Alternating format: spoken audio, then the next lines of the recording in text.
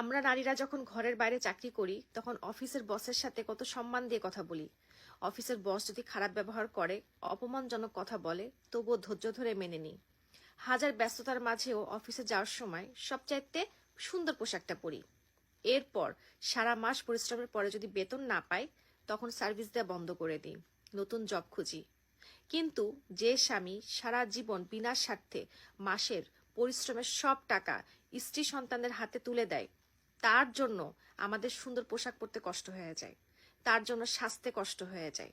স্বামীর সাথে আমরা কি করি? সবচেয়ে খারাপ ব্যবহারটা করি, মুখে মুখে তর্ক করি, উচ্চস্বরে কথা বলি, বেয়াদবি করি।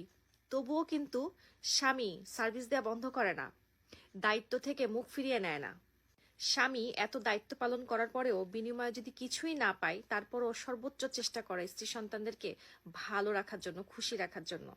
এজন্য একটা নারীর জীবনের আসল বস হচ্ছে তার স্বামী। স্বামীর জন্য সাজবেন, স্বামীর জন্য সবচাইতে ভালো পোশাকটা পরবেন, স্বামীর সাথে সবচাইতে উত্তম ব্যবহারটা করবেন। দেখবেন আপনার স্বামী আপনার উপরে আকৃষ্ট হতেই থাকবে।